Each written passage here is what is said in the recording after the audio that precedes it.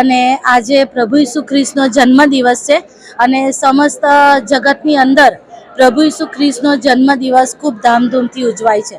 એનું કારણ છે કે જ્યારે દુનિયા ઉપર પાપ ઘણા બધા વધી ગયા હતા અને ત્યારે દેવે ઉપર આકાશમાંથી જોયું કે ઘણું બધું પાપ અને ગંદકી આ પૃથ્વી પર વધી ગઈ છે, ત્યારે તેમણે નિર્ણય કર્યો કે એમના એકના એક પુત્ર પ્રભુ ઈસુ ખ્રિસ્તને આ પૃથ્વી ઉપર બલિદાન રૂપ થવા માટે મોકલી આપે અને એટલા માટે એ જે ઉત્તમ યોજના છે એ હેતુ સિદ્ધ કરવા માટે, યોજના પૂરી કરવા માટે તેમણે પોતાના એકના એક દીકરાને આ પૃથ્વી ઉપર મોકલ્યા અને એ જે જન્મ તેમણે લીધો એ જન્મ એક ગભાણમાં લીધો।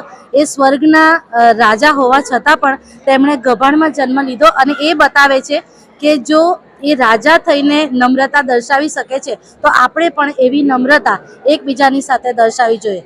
અને ત્યારબાદ એ જન્મ લીધા બાદ પછી એમની સેવા શરૂ થઈ, માનવ મધ્યે તેમની સેવાઓ હતી અને તેમણે ઘણા બધા ચમત્કારો કર્યા, ઘણા બધા રોગીઓને સાજા કર્યા છે, મુએલાને એમણે જીવતા કર્યા છે અને ત્યાર પછી એ જે હેતુસર આવ્યા હતા એટલે કે પોતાના પાપોને અમારા સમસ્ત માનવ જગતના પાપોને પોતાના પર લઈને એમણે વધસ્તંભ પર એ પોતાનું મરણ બલિદાન આપ્યું અને એ રીતે ઉદ્ધારનું કાર્ય તેમણે સિદ્ધ કર્યું।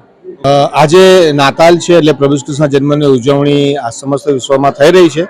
એની સાથે અહીંયા ચર્ચમાં પણ પૂરા હર્ષ અને ઉલ્લાસથી પ્રભુ કૃષ્ણ જન્મની ઉજવણી કરી રહ્યા છે।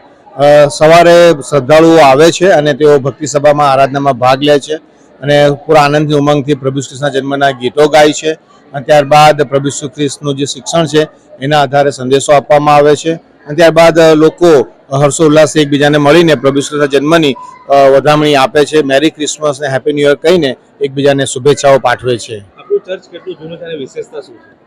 આ ચર્ચ એ ગુજરાતનું જૂનામાં જૂનું ચર્ચ છે, પ્રોટેસ્ટન્ટ ચર્ચ છે। 200 વર્ષ જૂનું ચર્ચ છે। 1824માં ચર્ચ બાંધવામાં આવ્યું હતું અને આ 2024માં એના 200 વર્ષ પૂરા થાય છે। આ ચર્ચની વિશેષતા એ છે કે આ ચર્ચમાં જે બેન્ચીસ છે એ 200 વર્ષ જૂની છે। આ ચર્ચમાં એક 200 વર્ષ જૂનું બાઇબલ છે, ચર્ચ બેલ પણ 200 વર્ષ જૂનો અહીંયા મૂકવામાં આવેલો છે। એ સાથે આ ચર્ચની વિશેષતામાં સ્ટેન ગ્લાસ પેઇન્ટિંગ છે કે જેમાં પ્રભુ કૃષ્ણના જન્મનું અને પ્રબોધક હજકેલના દર્શનનું નિરૂપણ કરવામાં આવ્યું છે।